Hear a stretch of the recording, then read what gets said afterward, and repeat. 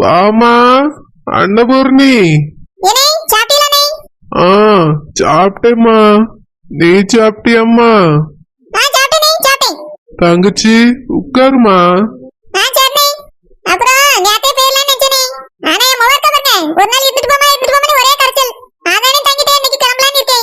எம்மா தங்கச்சி, இது உன் வீடுமா. எத்தனை நாள்னாலும் நீ இருக்கலாம், வரலாம், போலாம். உன் பிள்ளைய எங்க கட்டி தந்ததுனால இல்லம்மா. அண்ணன் வீட்டுக்கு நீ எப்பனாலும் வரலாம், போலாம், இருக்கலாம். உன் இஷ்டம்தாம்மா.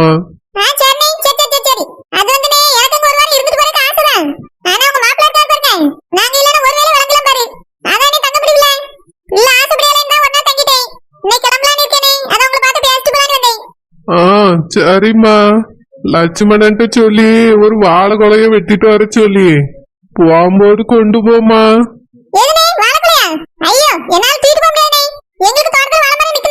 பரவாயில்லம்மா, நம்ம தோட்டத்து பாலம் கொண்டு போனா லட்சுமணனுக்கு போன் போட்டு எடுத்துட்டு வர சொல்லி அவனே கூட்டிட்டு போய் வீட்டுல விட்டுருவாம்மா. ஒத்தையில போவாத.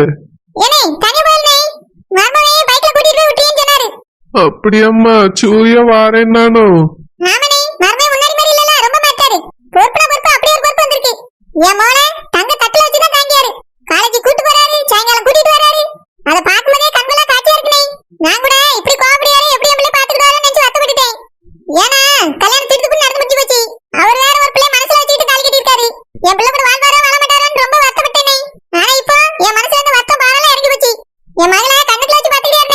ஆமாம்மா, லட்சுமி சொன்னா சூர்யா முன்னாடி மாதிரி இல்ல, மாறிட்டான்னு சொன்னாம்மா.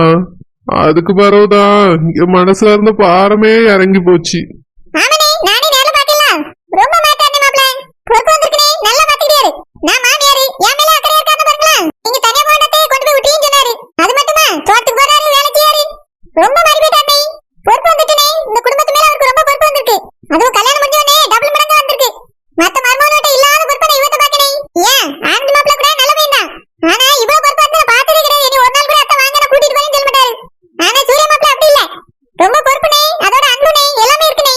ஆமாமா, இத்தனை வருஷம் கழிச்சு கிடைச்சிருக்கான் என் பிள்ளை. பொறுப்பா இருக்கான்னு கேள்விப்படும் போது ரொம்ப சந்தோஷமா இருக்குமா.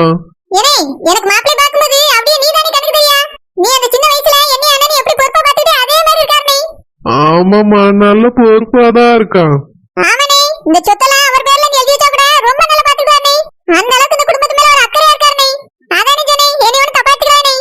அண்ணன் ஏமா தப்பா எடுத்துக்கிட போறேன். நீ உன் மனசுல பட்டத சொல்லியா? நானும் என் பிள்ளைல பொறுப்பா இருக்கணும்னு தான் ஆசைப்பட்டேம்மா. அவனும் பொறுப்பா இருக்குது எனக்கும் சந்தோஷம்தான்.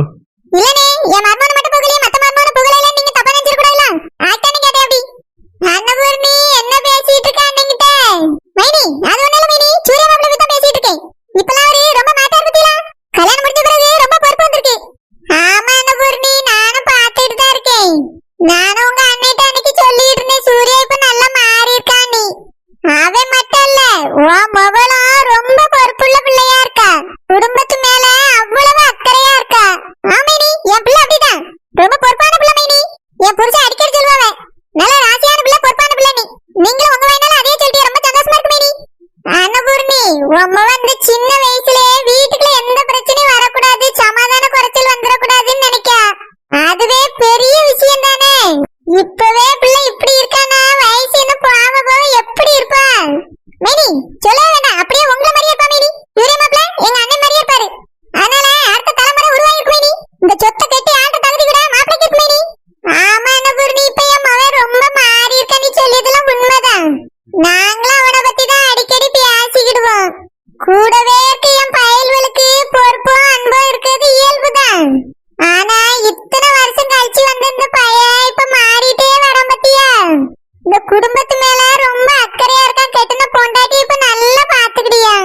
அது அப்பா ஒரு நாளைக்கு 2-3 நேரமாவது வந்து அப்பா எப்படி இருக்கேன்னு விசாரிக்க. தோட்டத்துல போய் பொறுப்பா வேலை செய்ய. எல்லாம் உன் மவளை கெட்டின வரவுதான் நடக்குது. தீபாவளிக்கு வரும்போது கூட அவன் முகத்துல ஒரு மாற்றம் தெரியல. உன் மகாதான் இப்ப மாத்திருக்க அவனை. ஆமேனி, நீங்க சொல்லல உண்மைதான். என் மகளோட அன்பு பாசம் தான் அவர் இப்படி மாத்திருக்கு. இல்ல அன்னபூர்ணி, அவன் முதல்ல அன்பான பையதான். கல்யாணத்தை இப்படி நம்மளுக்கு மாத்தி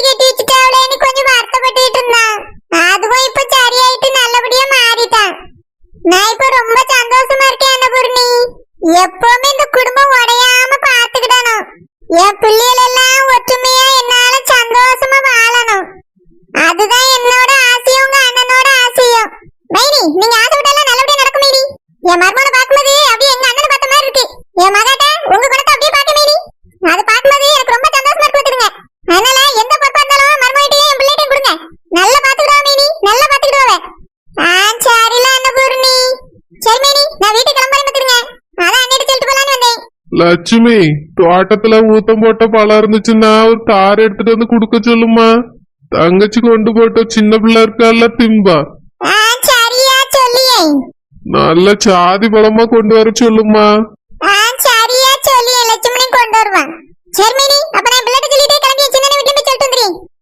சரியில்ல அன்னபூர்ணி, முதல்ல போய் உங்க சின்ன வீட்டுல சொல்லிட்டு வா. அதுக்குள்ள லட்சுமணி வாழைப்பழைய கொண்டு வந்துருவான். சரி மினி, சரி.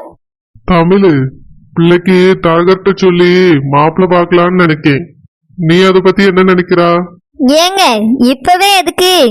அவ படிச்சு முடிக்கிட்ட பேர பாத்துக்கிடுவோம். ஏற்கனவே இப்படிதான் அவசரமா முடிவெடுத்தோம். கடைசியில அது என்ன மாதிரி ஆச்சு பாத்தீங்களா?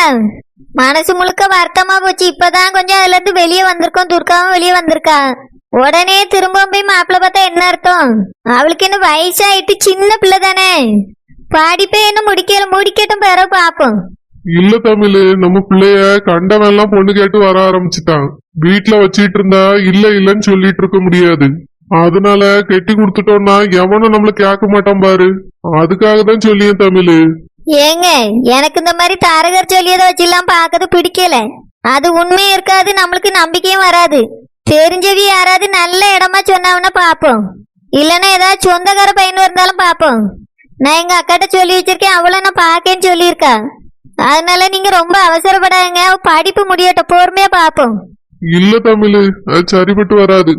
ஒருத்தருக்கா பதில் சொல்லிட்டே இருக்க முடியாது. இஷ்டத்துக்கு பொண்ணு கேட்டு வந்துட்டு இருப்பானுவ.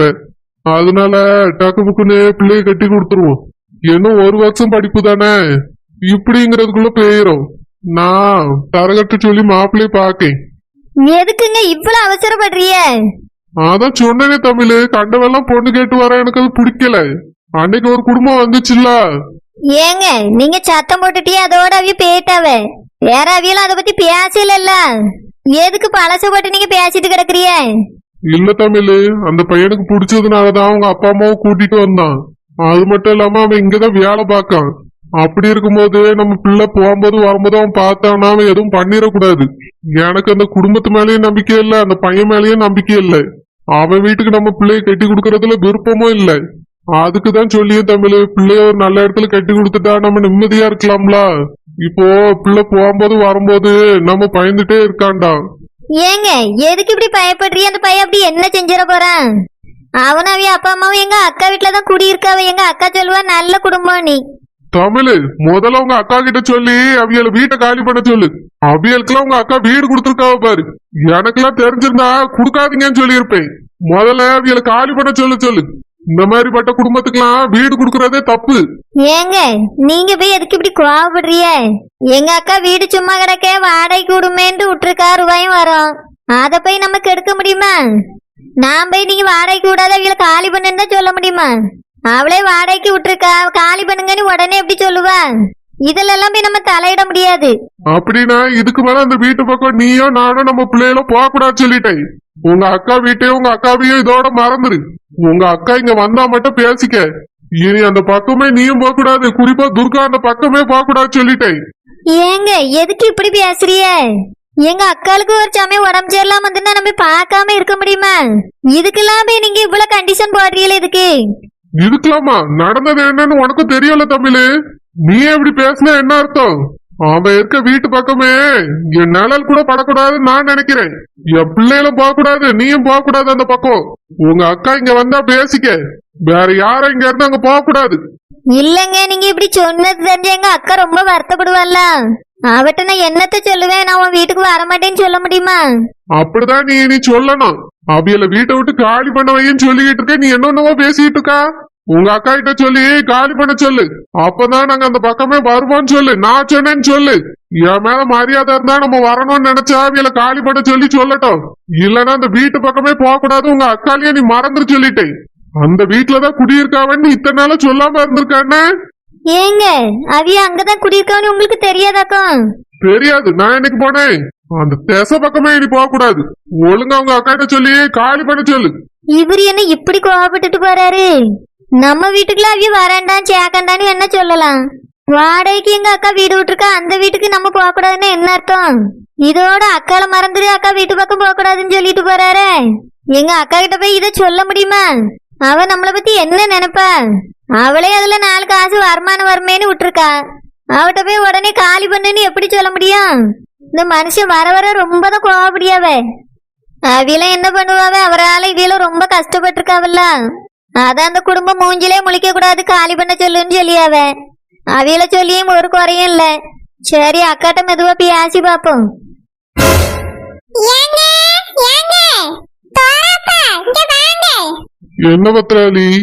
வாங்க போய் உங்க அண்ணன் வீட்ல உங்க அண்ணனையும் மைனியும் பார்த்து பேசிட்டு வருவோம். எதுக்கு பத்ராளி? எதுக்கா? நேத்து உங்ககிட்ட என்ன சொல்லிட்டு இருந்தேன் மறந்துட்டீங்களோ? எதை பத்தி கேக்கா? ஏங்க புள்ள கல்யாணத்துக்கு ரூபா கேட்கணும்னு சொல்லிட்டு இருந்தேன்ல, அதுக்குதான் வாங்க போய் கேப்போம். சரி, எவ்வளவு கேட்கலான்னு இருக்கா? ஒண்ணு கேட்கலான்னு இருக்கேன். 1 லட்சமா? ஆமா, 1 லட்சம். 1 லட்சம் என்ன மூளைக்கு? வேற எவ்வளவு கேட்கலான்னு இருக்கா? 1 கோடி கேட்கலான்னு இருக்கேன். என்னது 1 கோடியா? ஏ அம்மா, கேட்கும் போது எனக்கே பதட்டமா இருக்க. எங்க அண்ணன்ட்ட போய் கேட்டா என்ன நினைப்பாவ? 1 கோடினா எவ்வளவு அமௌண்ட்னு தெரியுமா? நீ என்னவோ ஈஸியா 1 கோடிங்க. ஏங்க கல்யாணத்துக்கு செலவு இருக்குல்ல? ஆமா, இருக்கு. பிள்ளைக்கு நகை வேற போடணும்னு சொன்னேன்ல, நகை வேலை என்ன கொஞ்சமா? 1 பவுன் எடுக்கணும்னா 1 லட்சம் ரூபாய் எடுத்து வைக்கணும். நீங்க என்ன சாதாரணமா பேசிட்டு இருக்கீங்க? இல்ல பத்ராளி, 1 கோடிலாம் ரொம்ப அதிகம். எங்க பிள்ளைக்கு 100 பவுன் போடணும்னு ஆசைப்படியே. நம்ம கையில ஒரு 40 பவுன் போலதான் இருக்கும்.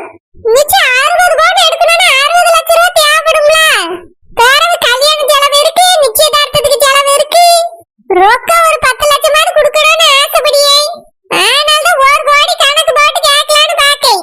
இங்க பாரு பத்ராளி, 40 பவுன் இருக்குன்னா 40 பவுன் மட்டும் போட்டு கட்டி கொடுப்போம் பிள்ளைய. 100 பவுன்லாம் போடாண்டாவி, எவ்வளவு போட்டாலும் பரவாயில்லன்னு சொல்லிட்டாவ. ஆமா சொல்லுவாவே. நாளைக்கு அக்கா நம்ம அஞ்சலியை கட்டி கொடுப்பாவே. அவளுக்கு ஒரு 50 பவுன் போட்டான்னு வச்சுக்கிடுங்க, என்ன பண்ணுவீங்க? மூத்த மருமகளுக்கு கம்மியா போட்டிருக்காவன்னு அவ வீட்டுல குத்தி காமிப்பாவே. மைனிகிட்ட அவளுக்கும் 40 பவுனே போட சொல்லுவோம். ஆமா, உங்க அண்ணனும் மைனி நீங்க சொல்றதானே கேட்பாவே. அவளுக்குலாம் நிறைய செஞ்சு வச்சிருக்காவே. அது இஷ்டத்துக்கு தான் போடுவாவே, நம்ம இஷ்டத்துக்கு யாரும் போட மாட்டாவே. இங்க பாருங்க, என் பிள்ளைக்கு 100 பவுன் நகை போட்டே ஆகணும். அவிய மகளுக்கு நான் செய்யாம இருப்பாவளோ? தம்பி மகளுக்கு மட்டும் செய்ய முடியாது. அதெல்லாம் சொன்னா செய்வாவே. நம்ம 1 கோடி வேணும்னு கேட்போம். பேரவாதி என்ன சொல்லியாவேன்னு பாப்போம்.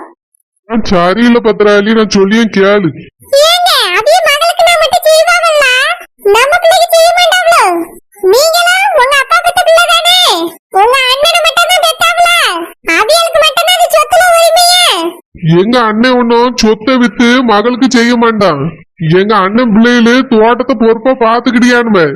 வர வருமானத்திலே லாபத்திலேயும் தான் பிள்ளைக்கு செய்வாவ. ஓ மவனு வேண்ட தோட்டத்தைய பாத்துக்கிட்டியானுவ. மாடு பாத்துக்கிடலனா மர்மோளோ பாக்காங்கல்ல. என்னத்தை பாக்காவ? வேலை தானே பாக்காவ, அதுக்கு சம்பளம் தாராவல்ல. அப்போ நமக்கு வாழ்நாள் முழுக்க சம்பளம் மட்டும்தான், வேற அந்த சொத்து பத்தில எல்லாம் உரிமை கிடையாது. பிறகு எதுக்காக இவ்வளவு சொத்து? அந்த ஆளை விட்டு எல்லாத்தையும் பங்கு கொடுத்துட்டு போக வேண்டியதானே? இப்படி பேசாத பத்ராளி. இதனாலதான் எங்க அப்பாவும் அம்மாவும் ஒரு கரெக்டான முடிவு எடுத்து எங்க அண்ணன் பேர்ல சொத்தை எழுதி வச்சிருக்காவ. எங்க அண்ணனும் மைனியே இந்நாள் வரைக்கும் சொத்தை பாதுகாப்பா பாத்துக்கிட்டு இருக்காவ. இதுவே நம்ம பேர்ல இருந்துச்சுன்னா நீ இப்ப சொல்ற இதே மாதிரி பிரிச்சிருப்பா. அப்பவே இந்த மாதிரிலாம் பிரிவினை வந்துடக்கூடாதுன்னா அவைய கரெக்டான ஆளை பார்த்து சொத்தை எழுதி கொடுத்துருக்காவ. ஆமா, நான் மோசமா உங்க அண்ணனும் மைனியும் தான் உங்களுக்கு வசதி. பிள்ளை கல்யாணத்துக்கு கையில ரூபாய் இல்ல, நம்ம என்ன செய்வோம்? இதுக்குதான் நான் மௌனுவில ஆரம்ப நாள்லயே சத்தம் போட்டேன். பொறுப்பா இருங்கல, பொறுப்பா இருங்கல, தோட்டத்தை பாருங்கல, தோட்டத்தை பாருங்களேன்னு. தோட்டத்தை பாத்திருந்தா இந்நேரம் எவன்ட்டு போய் கேட்கணும்னு அவசியம் இல்ல. ஓ மௌனுவலே இப்ப 4 காசு தந்திருப்பானுவ. வேலைக்கு போறதுனால அவனோட்ட ஒரு வார்த்தை கூட கேட்க முடியலையே. எப்ப கேட்டாலும் இல்ல இல்லன்னு தானே சொல்லியானுவ.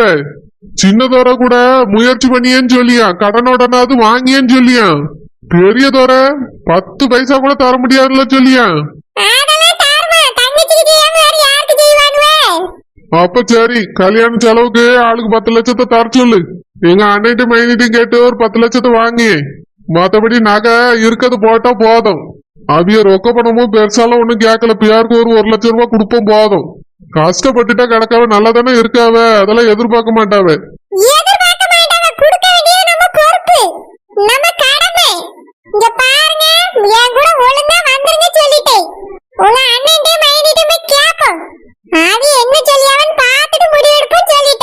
பத்திராளி 10 லட்சம் கேப்போம் போதும். உன் மௌனோல ரெடி பண்ண சொல்லு. அவனோட பிள்ளை கல்யாணத்துக்குலாம் இன்னும் 4 இருக்கு. தங்கச்சி கல்யாணத்துக்கு கடன் எடுத்தாலும் அடைச்சுக்கிடலாம். இல்ல நகை எதையாவது வச்சியாவது ரெடி பண்ண சொல்லு. அண்ணன்ட்டு மைனிட்டு 1 கோடி ரூபாய்லாம் கேட்க எனக்கு இஷ்டம் இல்லை. நான் கேட்கதான் போறாது என்னதான் சொல்லியாவன் பாப்போம். சொத்து எல்லாத்தையும் அவியலையே ஆண்டுகிடணும். நம்ம பிள்ளைகளுக்கு ஒண்ணும் செஞ்சிட கூடாது. என்ன செய்யாம இருந்தாவ? செஞ்சுத்தானே இருக்காவ.